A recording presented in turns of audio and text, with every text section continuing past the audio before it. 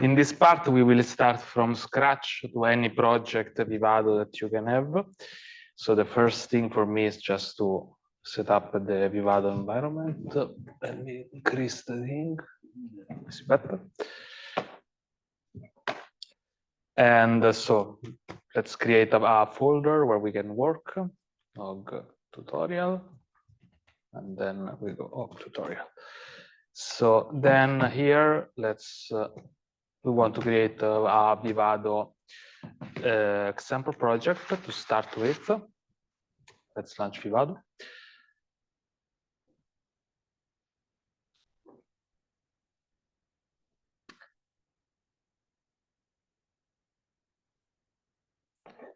And then I just do open example project. The one I choose for this one is this BFT because it doesn't have IPs for, so I can use it also with other IDs more or less, but I will show you better. So let's call it BFT Vivado and create a project subdirectory. Next. Yeah, the FPGA is okay to keep the default part, and then I finish. So let's have a look quickly on what is inside this project. You see there is this basically the BFT top module, and inside you have some FIFO buffer, which are asynchronous buffer, but are just instantiated in this case with an infer method with Vivado, and here I think it was in this case here for buffer. Sorry, here we are inferring the buffer with the parameters, same with that the device 7 series, whatever. So if we look at the libraries, what we have in the project, we have these Verilog files, and then we have some VHDL libraries, the BFT libraries that contains basically all the VHDL except from the top module, which is just put in the standard Xilinx default lib. Then we have the constraint, BFT full XTC, and the simulation. We have also a test bench written in Verilog. So we want to migrate this to Hog, and the first step is, of course, to create the Git repository. So to do so, let's go on GitLab.com. In this case, we go to the Hog-CI.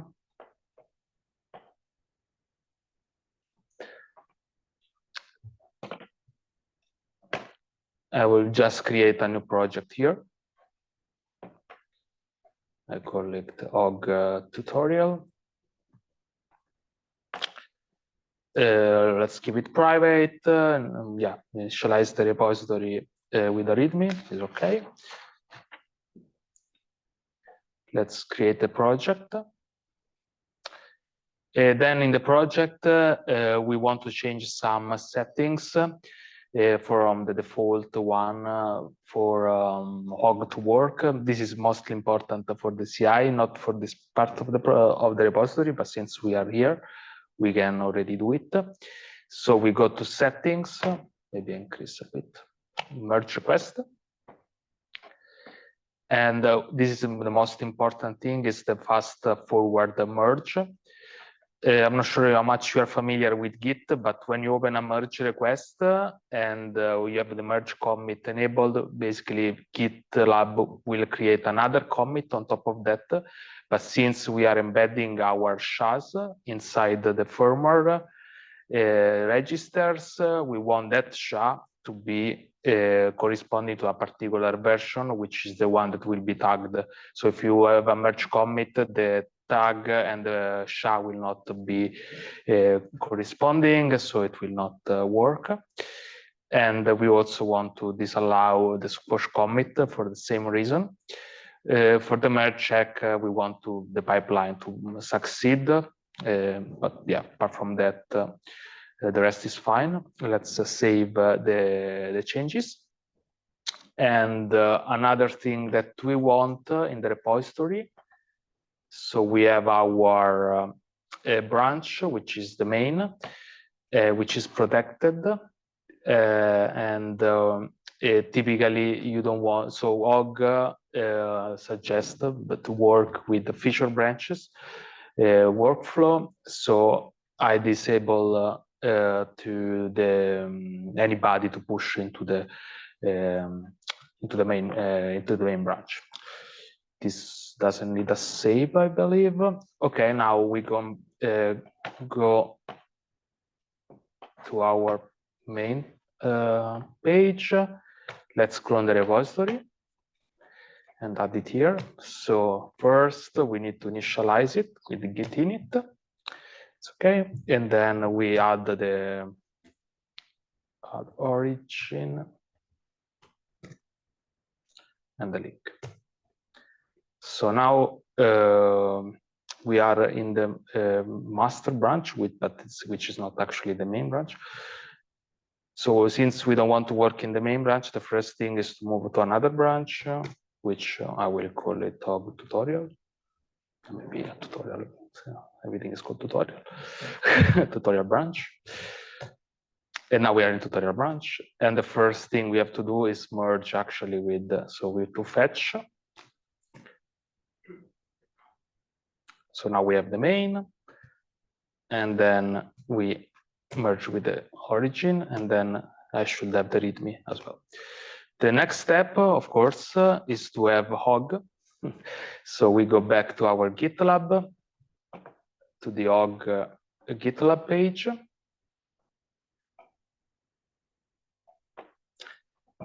In this case, you can either clone here with SSH or HTTPS, depends on what you prefer, and then add some module. Let's do with SSH. Git some module, add, and then the name, the path. This can be done both if you're working at CERN or not. In this way, the only difference will be later for the CI, but we can talk about that later. So let's add the tutorial, the Hog repository. So now we should have the Hog folder. So now we want to Hogify, let's say, this project, and this can be done either manually by creating all the list file and hog.com file that Francesco was showing before, but we provide also an automatized way to do this, which is the hog init command. So if we launch the hog init, the first thing we'll ask a few questions. The first thing is if we want to compile the simulation library for Vivado. So if I say yes, it will ask me if we want to for Questa, Riviera, or what other simulator. But since this takes time and we don't need it for the tutorial, we say no. And then it tells me, okay, I found this project, bftvivado.xpr. Do you want to convert it? So let's say yes. And now it launches Vivado, and we'll call the scripts from Hog to convert the project automatically. Let's give it a few seconds.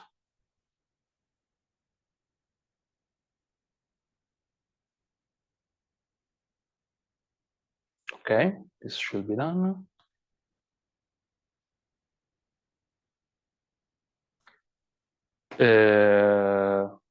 We don't want to create the project now.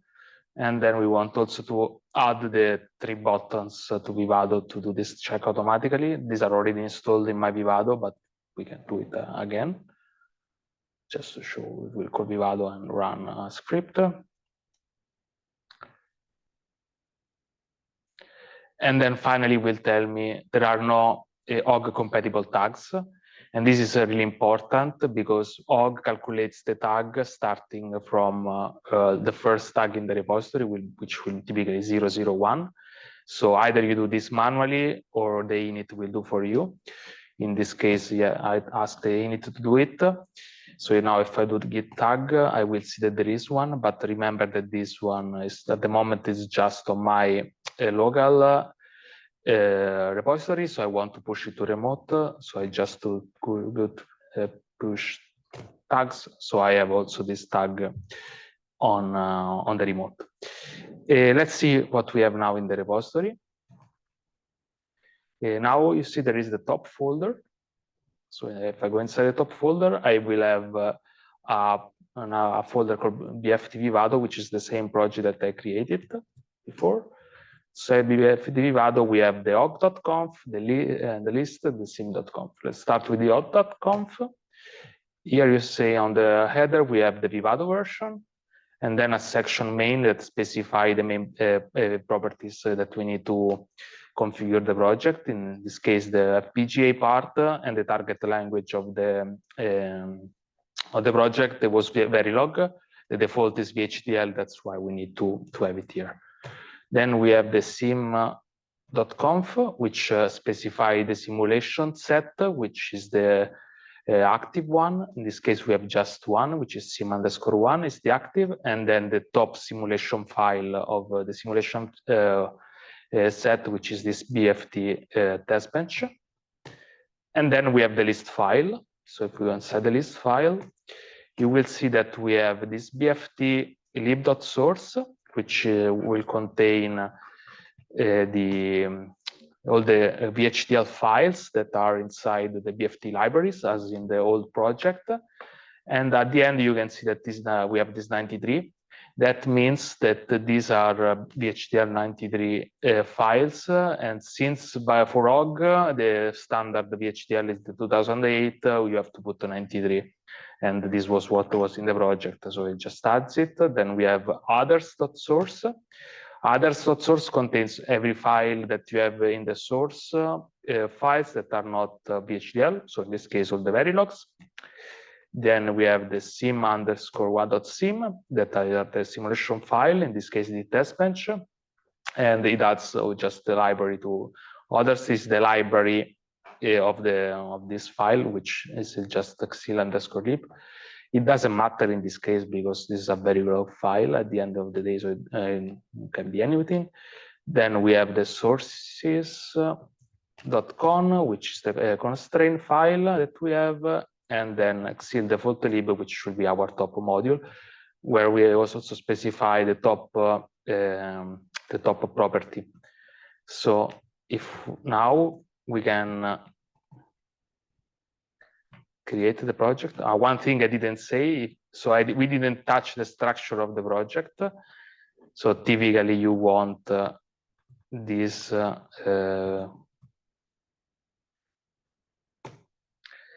so all the source files are still in the old Vivado project folder. Typically you want them to be in another thing, so I would suggest to move it in another part of the repository, but you are free to store the source file in any way you want. For the simplicity, I will just keep them here. So let's close. And now we can create the project.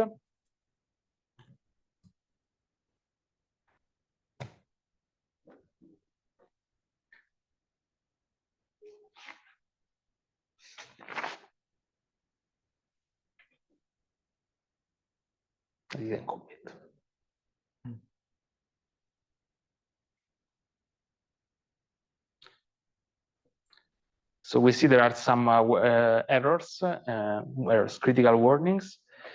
Most of them are because they say empty SHA is found, and that's because I didn't commit yet my file to the repository. So I will do it now and recreate the project. And these are warnings that Hog tells me because in the top file we don't have the generic.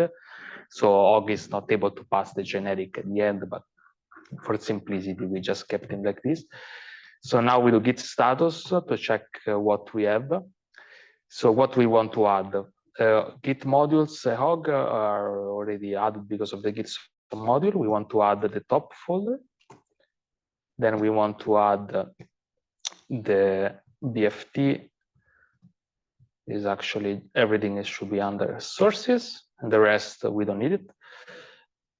And so now if we do git status, we have this thing to commit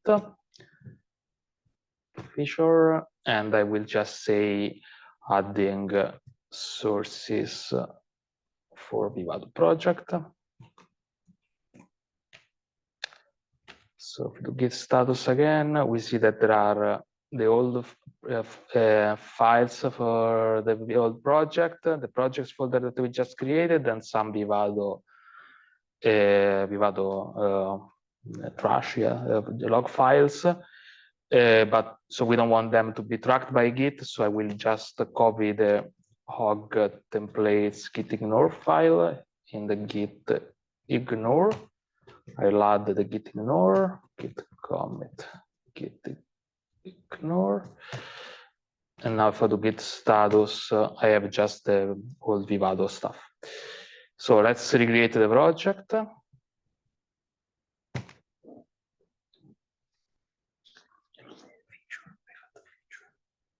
Yeah, I don't know if you noticed before when I did the git commit, I added a feature keyword at the beginning. This is not important for this part, but for the CI. So basically the CI is able to create a change log automatically by looking at all the commit messages that start with this feature. And all these messages will be copied and written in the GitLab release eventually. Okay, now everything should be nice. So I can open the project again. This is the project that we just created.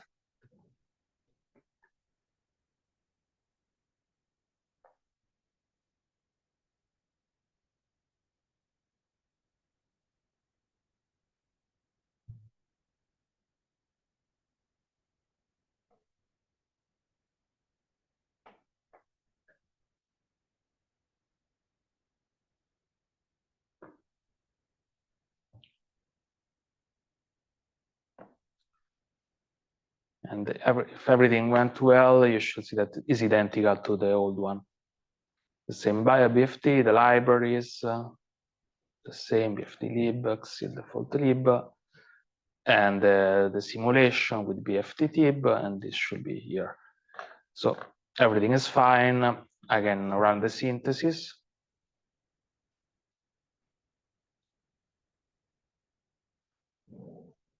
And as Francesco has shown before, now in the synthesis log, Hog should check if everything has changed. Tell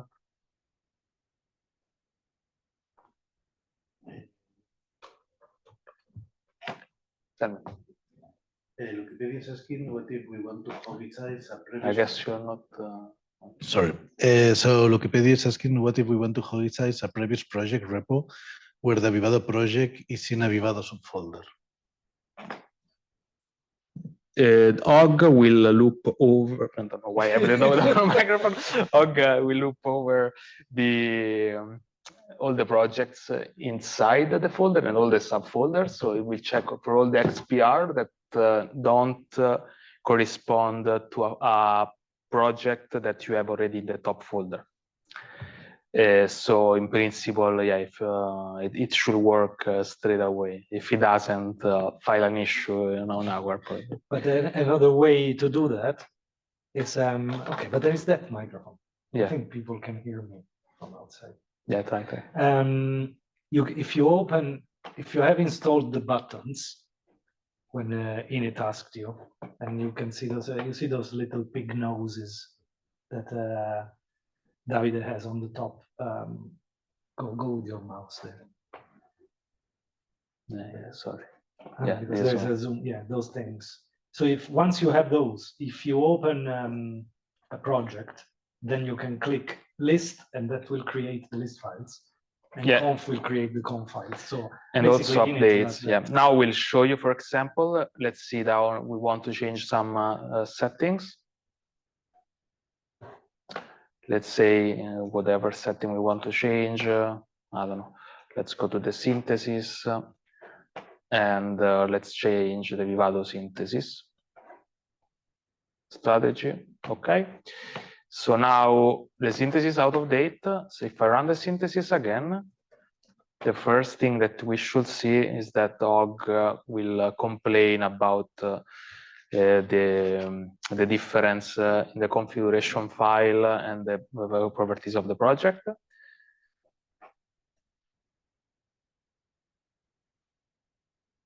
Even if the Git is clean, yeah, here you see that we have the critical warning. It says project synth setting, the directive is this area minimize I. It doesn't match in the log-conf because we don't have anything that.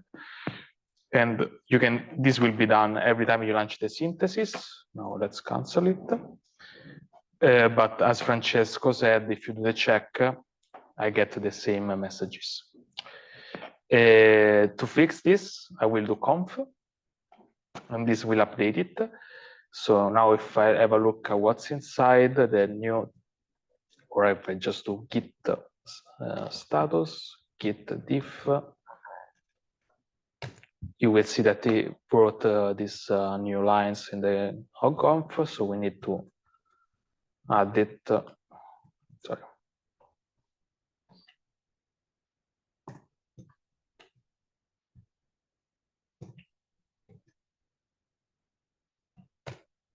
Okay, and now if I do check again, everything should be fine. So if now I can launch the full implementation.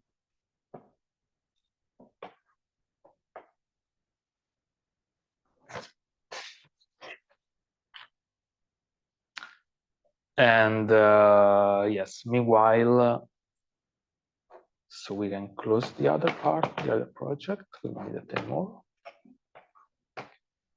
Let's check its status. We can get rid of this old project files. We don't need it anymore. I wanted to add the thing. If you use the GUI, right, and you are checking some properties, you want to enable a thing or another, so you can do it with the GUI. And then when you say, okay, this is how I want it, you click the conf button, even if you don't know exactly what you have touched. That will update the hog.conf with the properties you have touched. Then you go git diff, and that will tell you the difference between the project and what was before is that you have changed, I don't know. In this case, we have seen what David did. So that can really be used as a tool to, you try here and there. Sometimes it doesn't meet the timing and you want to try a strategy and all that. The end it works and you say, okay, what did I do? You click conf and that will change, update your hog.conf with the properties. So you don't need to look up what those properties names are. You just click and then save it like that. And so you see here, it should have already created a bin folder. Everything should be clean. So I created a bin folder because we launched the synthesis 2 times with 2 different commits. The most recent is this 6AA, which is currently filling. At the moment, we have just the utilization report, which will contain the synthesis utilization and eventually the implementation utilization in this markdown MD format. And inside the reports, we will have also the timing and all the full synthesis log that you can then check later. So now it's still running the place design and everything. So let's wait for a minute to work. I don't know if there are questions meanwhile. No, we answered those. I have some questions. Yeah.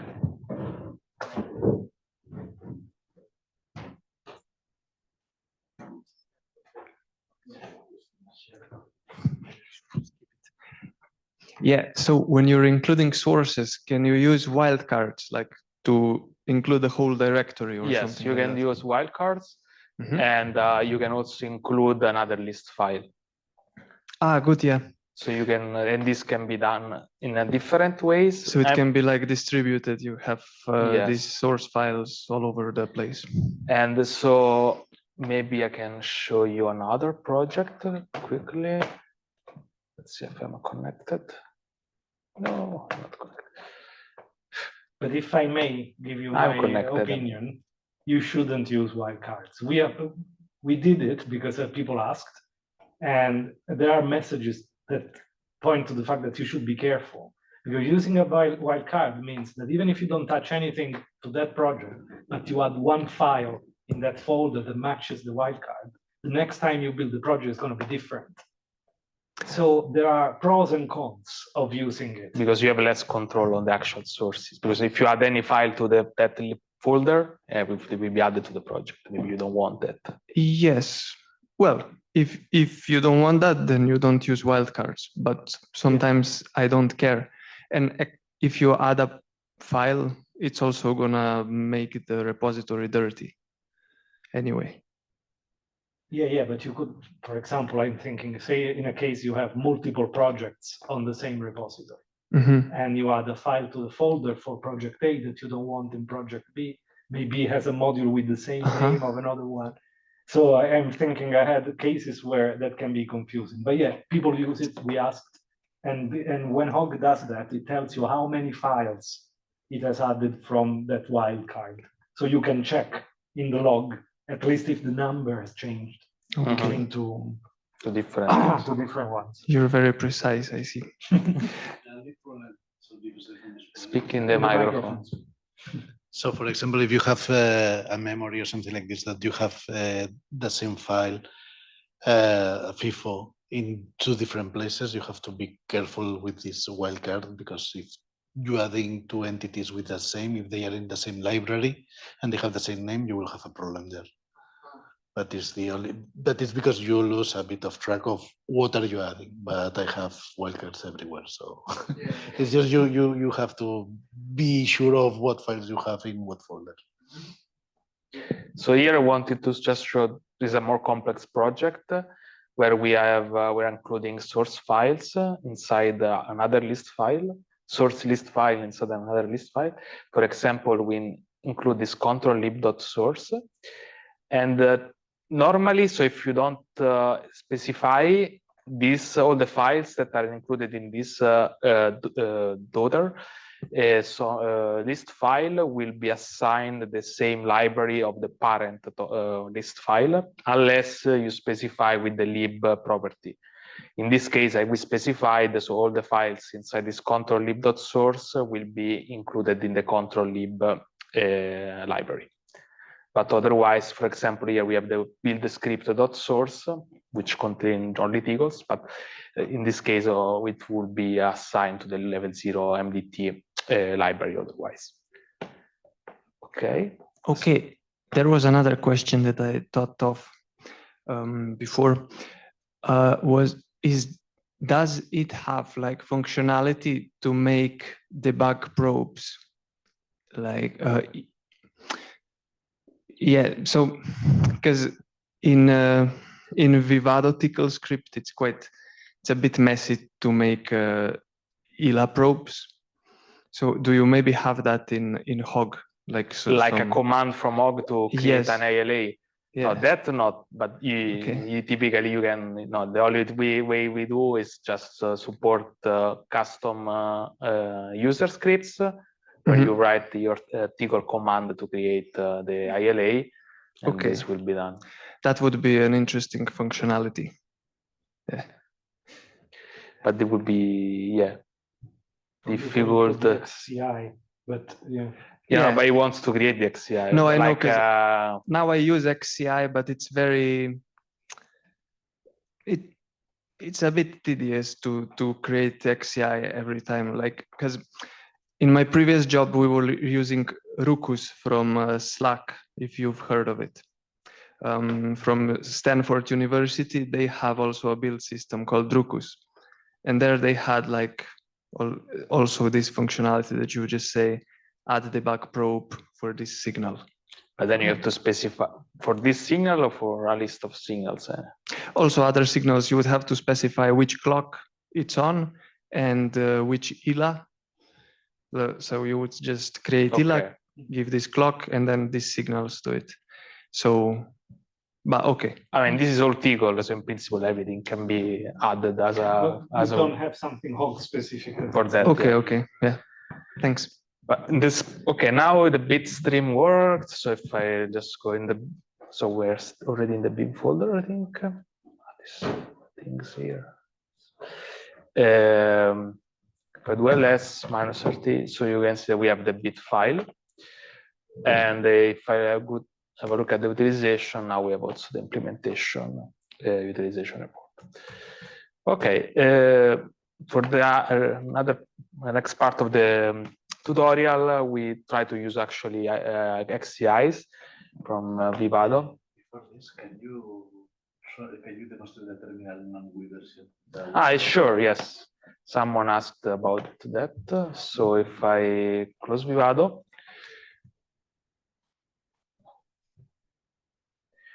so they asked to show the the batch mode. So we are in the main folder. So we can do workflow, and then the name of the project, which is top of BFT Vivado. You can also write just BFT Vivado, but it works also by doing this way, which is easier with the tab. And now, if I launch just like this, it will tell me that this implementation is already done, so I will not do anything. So to redo it, I need to do recreate. This will recreate or reset, I think. No, if you do CW, it also recreates the project. I don't want to recreate the project, just I think it's a reset. Try. Or resets automatic. Let's try it without anything. This is strange because we are running a project that we have just run. So sometimes Vivado.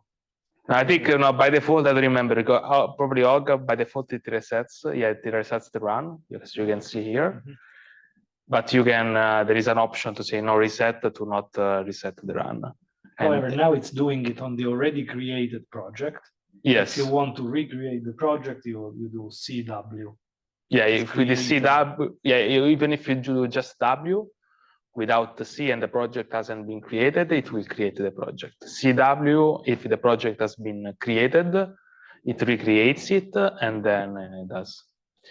Yeah, it does all the things that you were. Yeah, you can see that now it's running the pre-synthesis, and it will run all the things that we were talking about. So since this takes a while, I just stop it. And so if you do Hog help like this, you will see all the options that we have in Hog. Unknown directive is not help, but it will print help anyhow if it doesn't recognize it. And then you will see all the options. And thanks to one of our developers, you can also add other commands to the Hog, where you can do whatever you like, and we plan to extend it and also implement. But here, all the other option was not reset to avoid the synthesis implementation. To was the other way around. And so now let's open again the project with Vivado.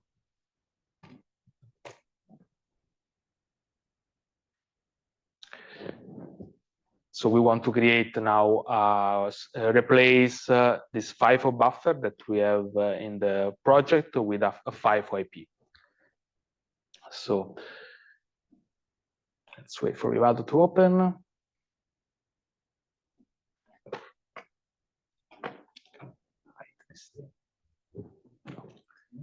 I wanted to hide this thing. Okay, so the project is almost open. Straight run the synthesis. Okay, good. So to the IP catalog, let's look for the FIFO generator.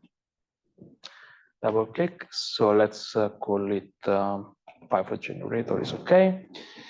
The IP location, we don't want it to be here. So let's create inside the main path of our repository a folder called IP.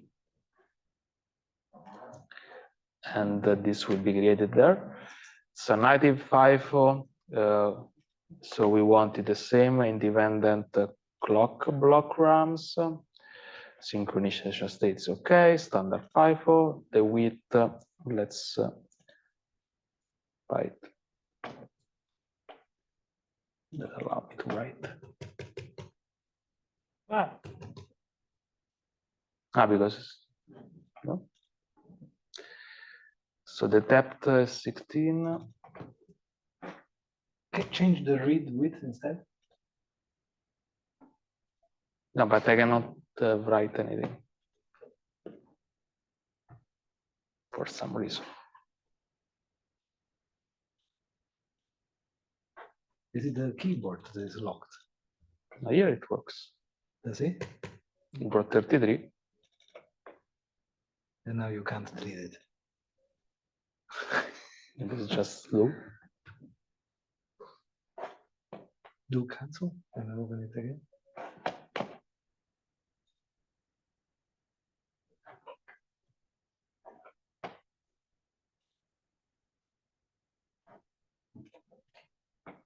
It's just in Vivado. Ah, did you do BG? What to Go, do then? go on the terminal, type BG. No. Okay.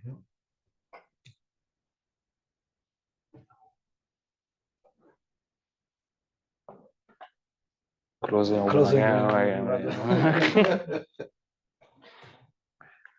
Yeah, we.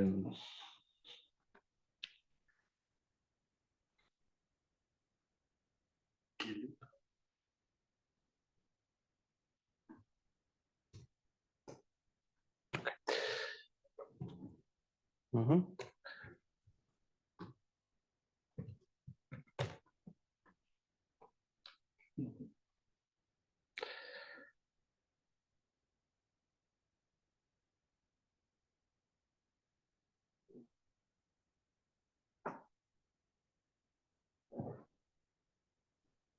Maybe I can copy the command.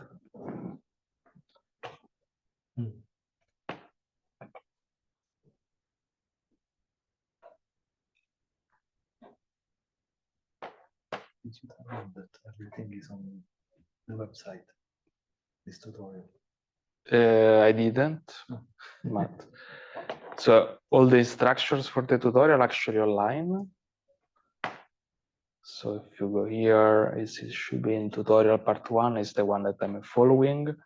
I guess some of you were trying already, probably.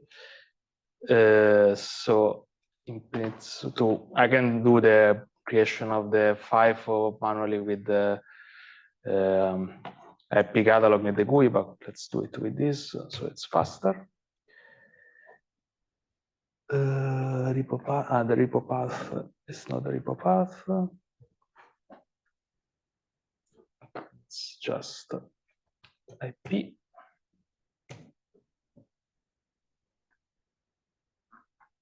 And then this thing here.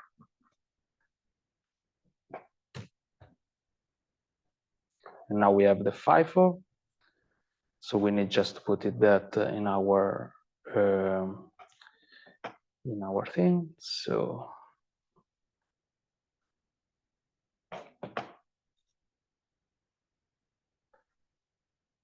the P sources. Let's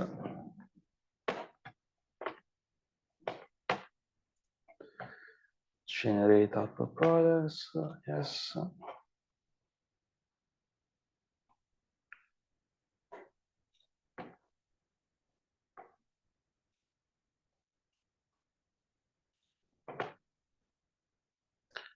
And then we want just to plug it.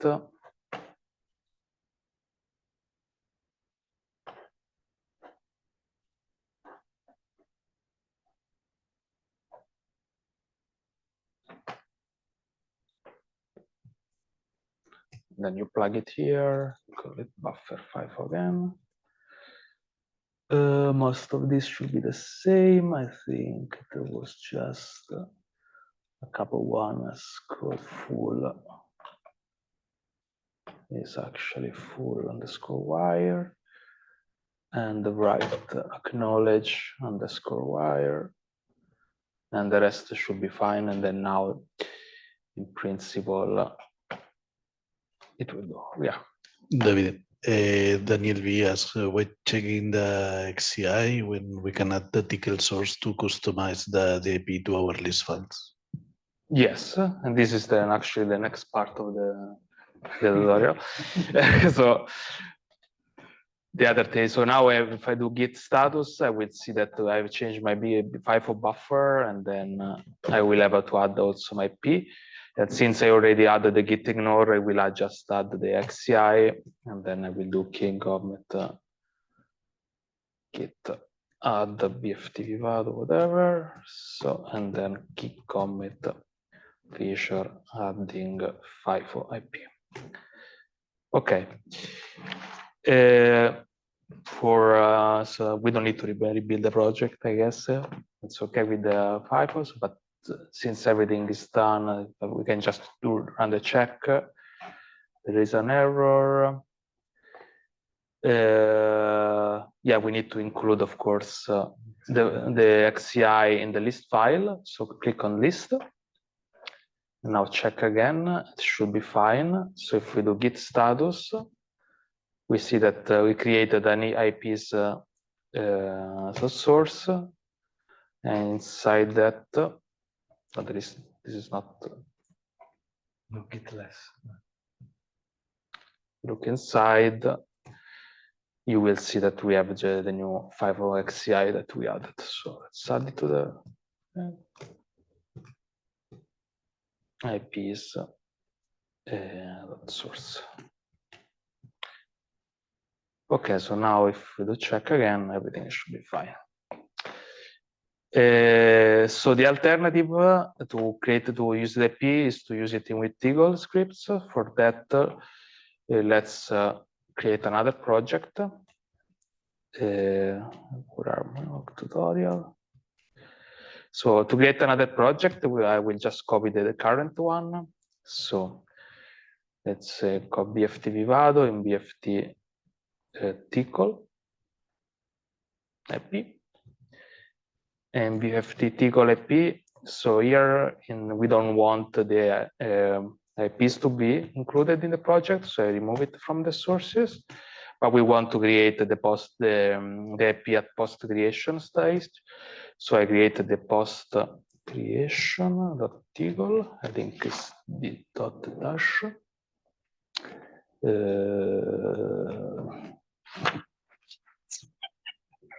Post creation.tickle. And then we can here include the tickle command to create the Hog-CI, which I copy from here. And it will be the same. In this case, with respect to the previous command, I don't tell Hog to create the the IP in this IP folder that we created, since we don't want this file to be tracked by Git, since we will not push it, so it will just create it inside the project folder. So let's save it, and then go back, git status, let's add this new project.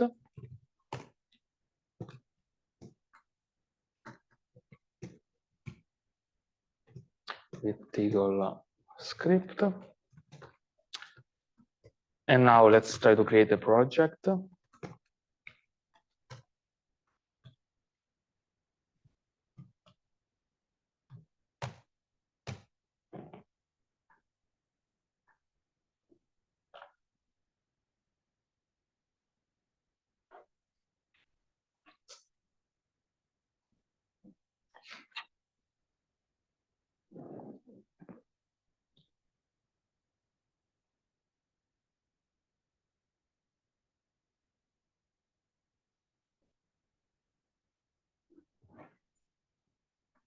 Okay, so the project is created.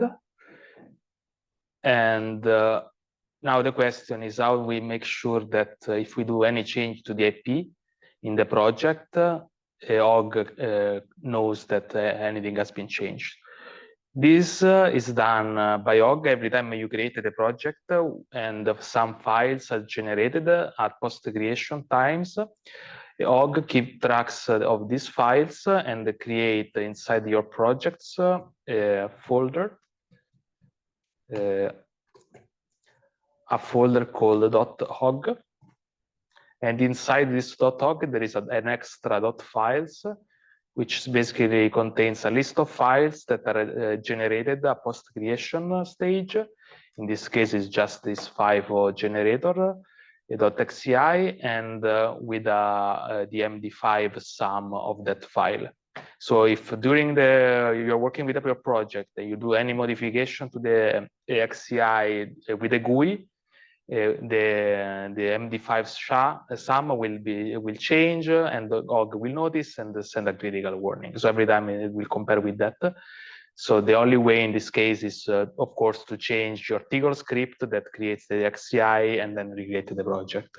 Otherwise, or you can be evil and calculate the the MD5 sum manually and change this file, but your choice. Basically, the philosophy is if you don't do it on purpose, Hog will always find out that you change something. So in this case, it's really tricky, right? Because the HCI file doesn't exist in the repository. You just have a Tcl.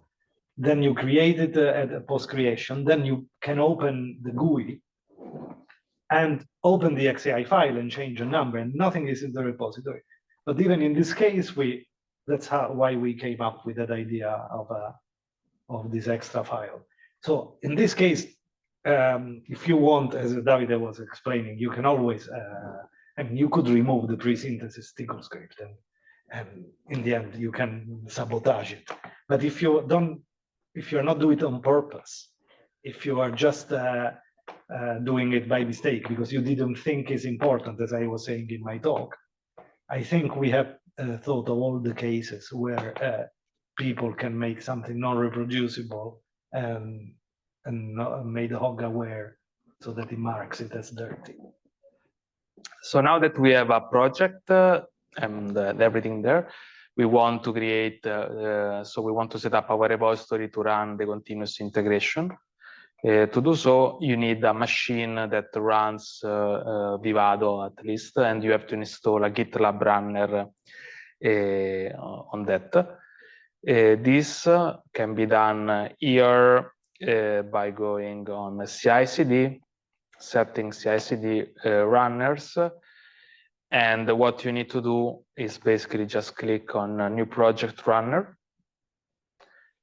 And you need to have one runner with a tag called Hog. So this will be required. And the Hog understands that this runner that are tagged with Hog are able to run the Hog-CI. Then you can have a runner description, which is optional. Keep the run untagged jobs unchecked because we run some jobs using the shared runners from GitLab, which use Docker machines. And at timeout of the runner, I will put something high, like 1 day, but yeah. And then you create the runner. I don't know, the end of this like this, create the runner. And after that, you select the operating system. This is support the same as Hog, so Linux or Windows. And this then must be copied in your machine. You can use so create the runner in 2 ways, either as a shell runner or a Docker runner. I will not show here, but there are instructions in our documentation. If you use the Docker runner, you need also to specify the image that you want to use to run the CI. And it's your duty to keep track of the Docker image. Of course, we cannot provide that because of license issues. But if you work at CERN, I suggest to look at the CI for FPGA project, where they provide also images already with the most of the IDs, so and also most of the version of Vivado. Okay, once you do everything in your machine, you should have the runner working. Yes. So in this case, I will not create it, but so this is not running anywhere, so it's not working. So I will just remove it. But I can use one of the machines that we already set up. So I enable just this one for this project. And now we can set up our CI. And to do so, you need to set up some variables. And these are required for Hog to work on the machine. The important, so the one that you really need is the Hog user. This is the user that need maintainer access to your repository, and this is required to push basically the tags that the Hog automatically creates. And in addition to that, you need the Hog push token, which is a GitLab token that you create in your profile. Typically, we suggest not to use your personal account, but to create a second account, a service account for the Hog user. In our case, we have a service account that I will need to add to our members. In theory, it should be already there. It's this Hog user and is already a maintainer because this is derived by our group permissions, but you must always take into account that. The other variables which are required is the Hog path, which I will add now, and the other one is the Hog-CI links license, which is the one is the Xilinx license servers that you need to add it here, which I already added because it's not nice to show that, but I can add the Hog the path here just to show. So protect variable. We don't want the variable to be protected because it must be accessible for all the features branches. It can be visible since it's just a path. So we'll go Hog path. And now I need to connect quickly to the machine.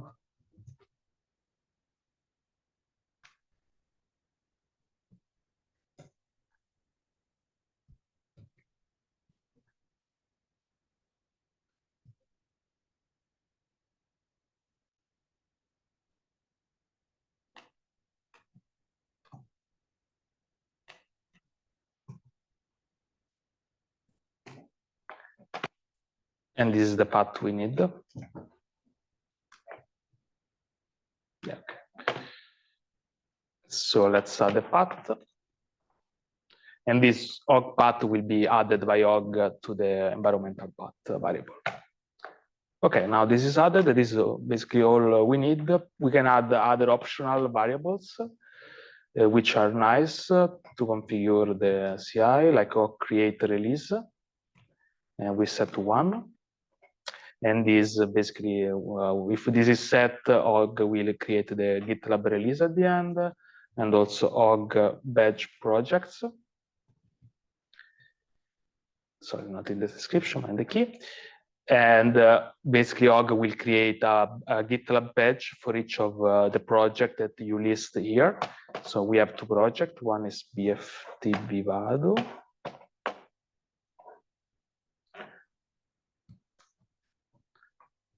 And BFT Tigol IP.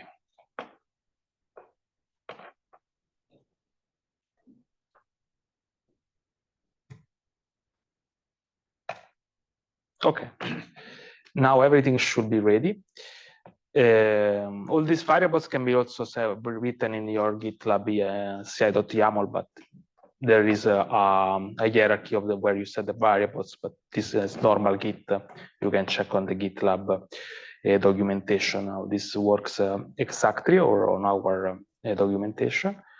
So the next thing is to actually include the GitLab.ci.yaml. We provide some templates. So let's copy the template from Hog. And we start with so there are different templates, both for GitHub actually and GitLab.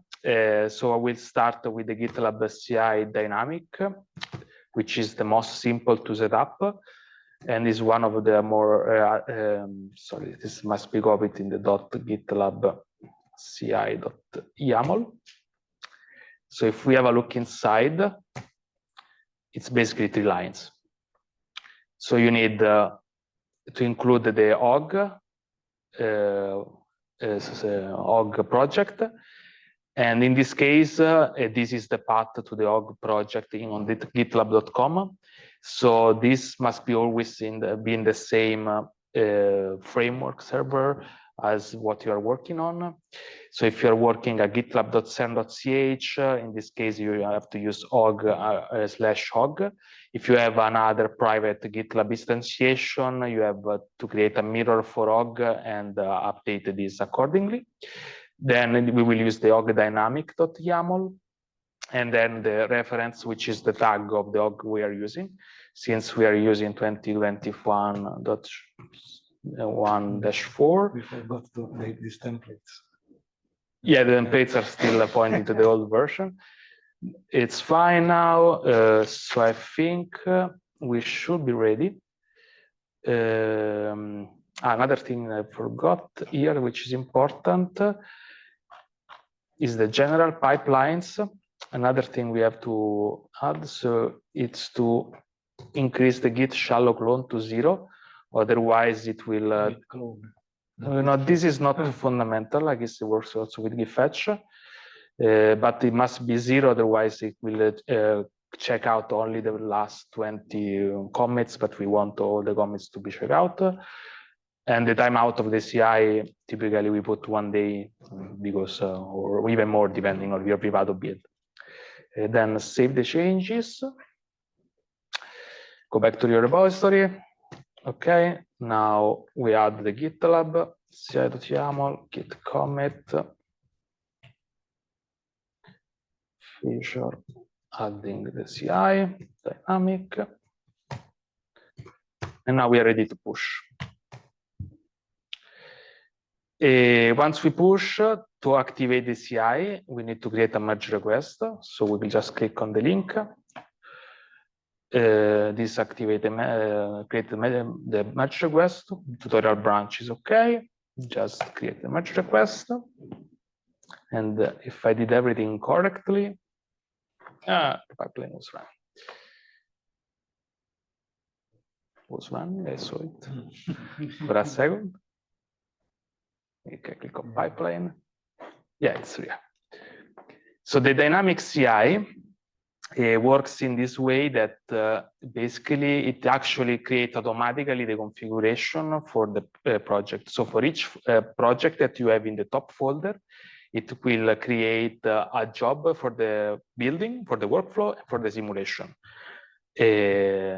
But this can be configured if you want some project to not be run or just a simulation on anything, and this can be done with special files that we have it that are called ci.conf, but you can have a look at the documentation for that. So this is the first part is always the check branch state that runs on a shared runner with a Docker image that we provide. And this is what Francesco also shown before. It's just checking that your feature branch is up to date with the main branch of your repository. Otherwise, it doesn't make sense to run the CI. If it doesn't, it just tells you, okay, merge the main branch. But what the other things it does, it calculates the next tag of the repository, and writes this inside a Git note and push it to the commit. So each commit will have in the note the new tag, and then this is important, which will be then retrieved later on when are you going to tag.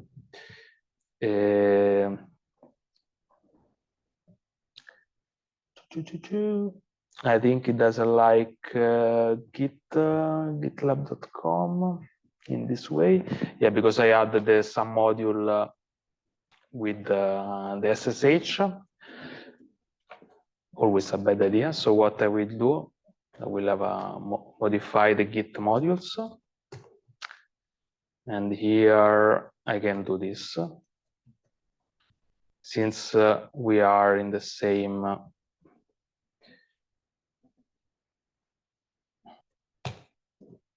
This should work.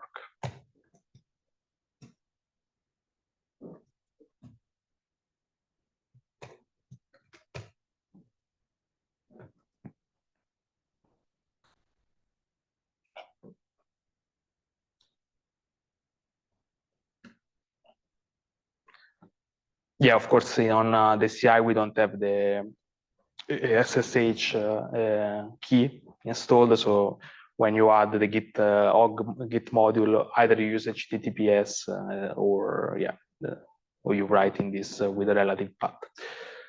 So now another pipeline should have started.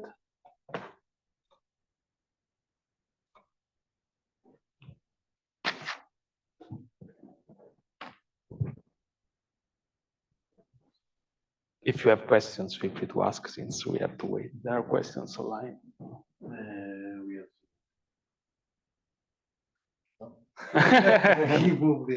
There was someone is asking how to install Vivado without GUI. And okay, this is not really a Hog specific, but there is a way. yeah, there is a way. It's a painful way. So you can launch the X setup. Normally, you just click on it and the GUI opens. But there is, I think, it's dash batch or something like this. Batch mode, yes. If you download the Vivado, the Vivado installer, then you go inside the bin and there is this X setup. You can launch it with the dash batch. But I mean, if you just Google it, I guess there will be. Okay, now it's working. And you see that it creates the new tag. So it calculates the new tag 002, and then it pushes to the here. Then we have the second one, the second step, which is the generate config. That will create the YAML file.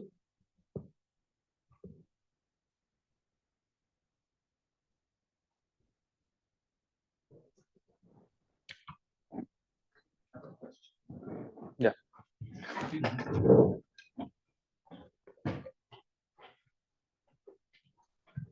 So when you use the IP cores, do you commit Hog-CI file or something else? Just Hog-CI. Just Hog-CI, yeah? Yes. Because then I saw like that you exclude, or that, because before it was already a while ago, you showed that the Hog-CI was kind of treated as an external file. No, I created outside of the projects. Because if it's inside the projects folder, it's already ignored by Hog. So I cannot push it. Yeah. But normally you would have the Hog-CI file in your repository. Yeah, in this case, I put it here, for example. Yeah, but you see, I just push the exactly, yes. Yeah. And then the other things that Vivado generates around it, they are all generated inside the bin subdirectory. No, it will generate it here actually. So if here I should have already done. So if I go in the FIFO generator, you see that I have many more files. Because the way I do it is I import the Hog-CI file from my repository, so it copies it inside the project. And then it generates all this stuff in the project, and I don't care about the problem if you import that file, and then you copy the Hog-CI inside your project, then if you do any modification to the Hog-CI, this is not propagated to the original one. Yeah, exactly. I have to manually overwrite it. I have to copy it. Then in this way is always there, but you have to be sure that in your git ignore you don't you exclude these files from to be uploaded. Yeah, but is there a way in Hog to use the import command instead of just so to actually import, to do what I do, to tell Vivado to import it so it makes its own copy, and that then Hog would track that copy if you do the import at post creation. So if you are in .post.creation.eagle, you say import this Hog-CI file with a copy. But you can't do it in the source files. Not so. If you do it in the source files, it will be the. You mean you want to? So in the source files, you import the original file. But as far as I understood, you don't want to modify that file. not that I don't want to modify it. It's more that I don't want stuff generated around it. So you want to generate, so then you have to copy also the HCI inside the projects file. Yes. So in that case, you have to, if you import it inside with a copy, and they add post creation.eagle, Hog will see that you have a new HCI file similar to the one that I created with the Eagle script inside the projects, and will add the MD5 sum of the HCI file inside the projects file. So the new one that they duplicate. So it will be the, but then, yeah, it's instead of created by Eagle, you just copying the HCI. So then you have to remember when you recreate the project to modify the original HCI accordingly. You copy paste, yeah. Okay. Okay, I'll have to play with that a little bit. Thank you. So hopefully the pipeline crashed. Really? Maybe the path was wrong.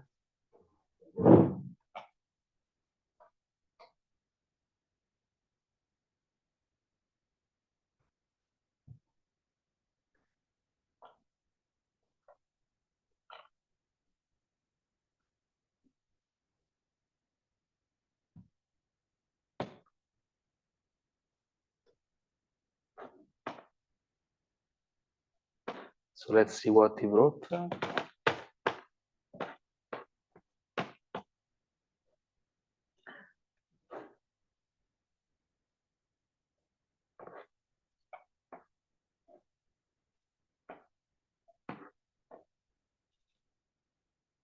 So we can actually see the GitLab YAML.ci that he created.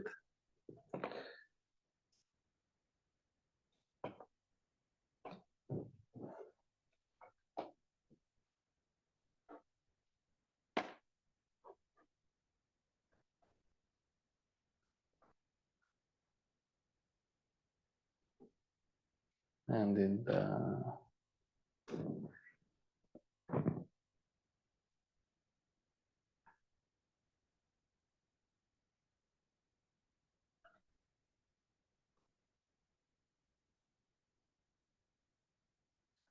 we have some strange things in our He died Check Env seems to have died.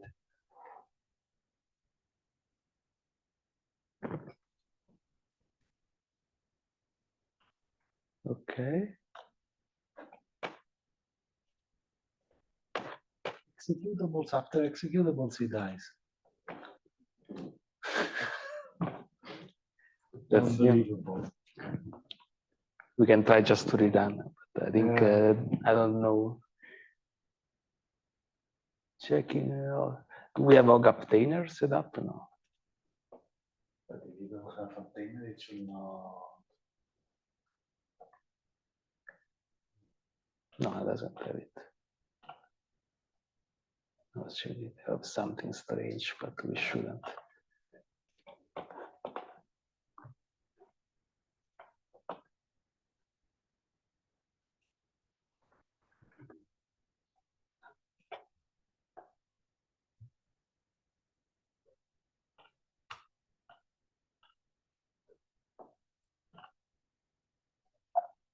Hog path is none. Executables.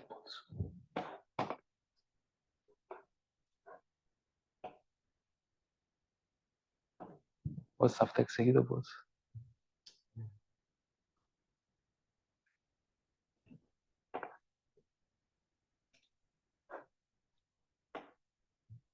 No, cache is the same way.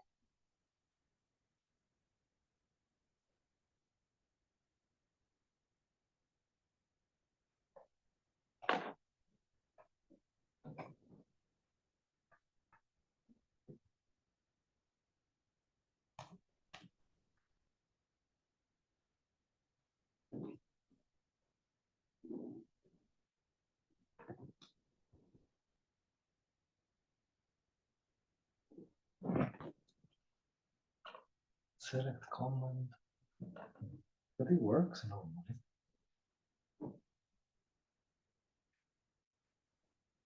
Log in on that machine and try to and try to No, run let's a try check run. if I do. Okay. Sorry, guys. This is what happens when you do things for real.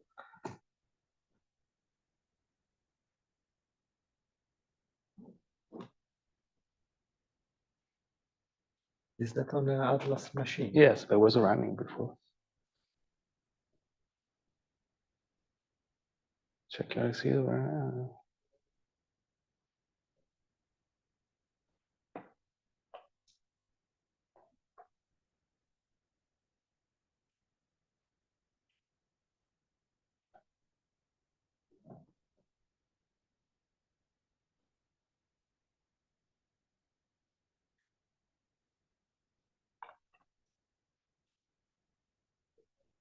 Oh, we can try with the normal CI, but that shouldn't matter. Yeah, try that. No, but it's not that. It must be some because if I go to the machine, yeah,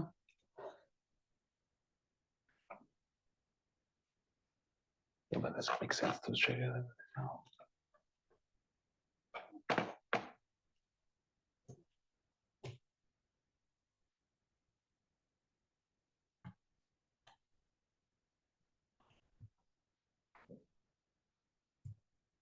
No, but then I have to set up everything. Maybe it's the clone thing. Maybe you were right.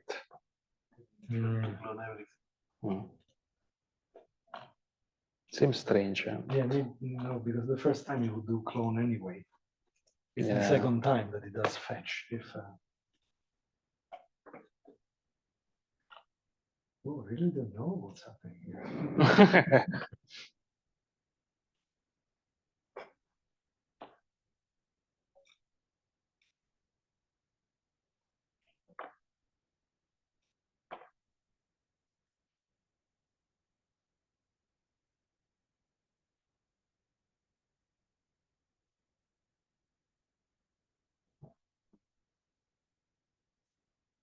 No, it's really rushing there.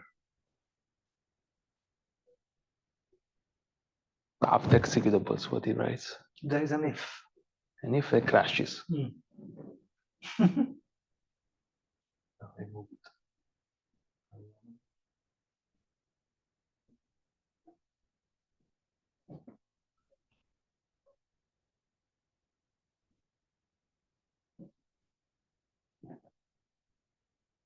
It doesn't even does that echo the Yeah. line. Proj dear.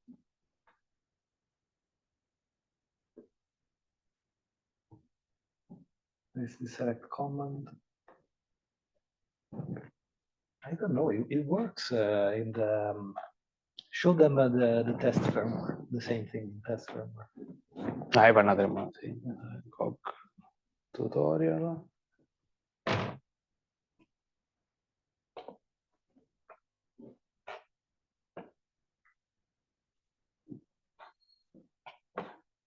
So this is the same CI, the same machine, with the packet.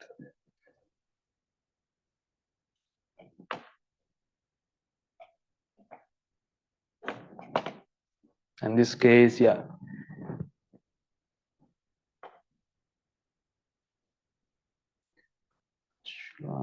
Yeah. This run the CI. Maybe it's upsetting now.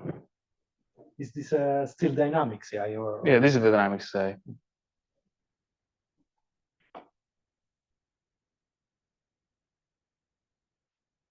Linux 2022. Did I save the maybe Hog tutorial Ah, did you click that save changes there? variables? Hog path. Sorry guys. But Okay, my fault. Sorry, I didn't put the correct path of. but if we can improve that, you should If we can say, improve it. "But it's not wrong. It's not Yeah, right." you see that it should actually tell you that it doesn't find the Vivado and not crash like this. This is an improvement that we need to do. So now, in principle, it should run. Yeah, you see that it launched Vivado and the workflow. Everything is fine. Just me not following the tutorial I wrote. Okay, so if you see here, it creates the thing. So the other way to configure the CI is with the static CI, which is more configurable, but it means that you have to write a little bit more.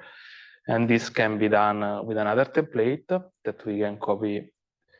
Where are we? So we can copy still from Hog. Templates, GitLab CI. .yaml in our GitLab CI.yaml. Let's have a look inside what is here. Again, this time we use this hog.yaml file. Remember to update the reference to the current one. And basically what we need to do is define a job configuration for each project that we want to run. In this case, we have example as the one that we have to configure it. So we have to replace the example keyword with the name of the project that we want to run. Let's say we want to run just our BFT underscore Vivado project, the other way around. So replace it everywhere and then save it. And then we add the GitLab CI.yaml,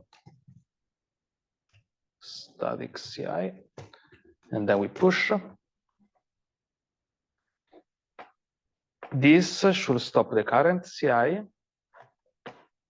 You see, because it's become outdated in order to save resources, and it creates the new CI that if we can have a look inside now, we have already the generation and simulation, but these are static and we don't have a job that creates that for that. And we don't have the job for the other project that we didn't set up. And after that, we have the check timing and collect artifacts. So eventually, when this, we can set up our CI here to be merged automatically. And then, I'm not sure if you have time for a Quartus project. Let's see. However, let me tell, the CI in both cases, both the dynamic and the static, only runs if you have modified the project. So say that you have several projects. Only if you configure it. There is a special variable that you can set, and the CI will only be run for the projects that have changed with respect to the last release. So all the way, how to configure the CI is written in our documentation in Hog-CI with GitLab CI/CD or GitLab Actions. If you on GitLab CI/CD, there is a setting up Hog-CI with GitLab CI/CD, and on the bottom there is all the variables that you can set up for the CI. And the one Francesco was saying was check project version, but you can also use Doxygen that will create a job that creates the Doxygen documentation, check YAML reference, check that the reference that you write in the GitLab CI is the same as the sub module that you have, check syntax, will run the syntax checker before the project is actually built. So if he finds a syntax error, he doesn't build the project, and many other configuration that you can have a look at. So maybe we can. So this will run. It shouldn't take too long, but maybe we can move on. Let's see if anyone has questions from the room or outside. So on the website, there are the rest of the tutorial part.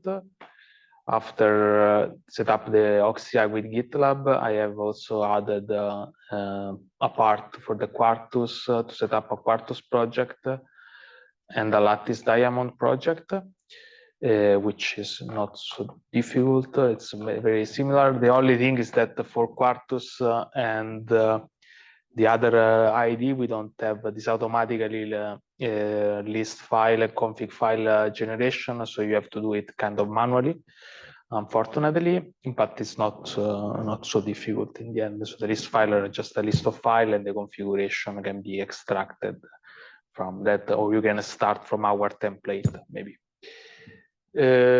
So maybe while the CI runs, Guillermo, we can move on to the logger part, and then you can show the GitLab release and the badges once this works. So we'll stop sharing. There is a question here. It's more for you. Have we ever tried the Libero 9.2? I think I tried the oldest one is probably 10 that I tried, but in principle that should work also with oldest version if the commands didn't change from one version to the other. That depends on the Libero, but then, yeah, I didn't try with the very old versions. Try and let me know. Yeah, give it a try and let us know. Okay, let me stop, and then let's move on to the last part of the tutorial from Guillermo.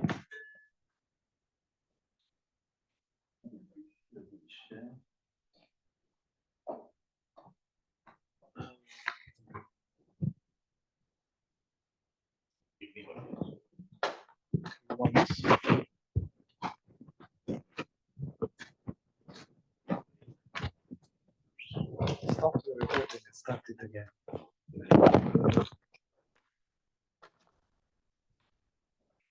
Bye.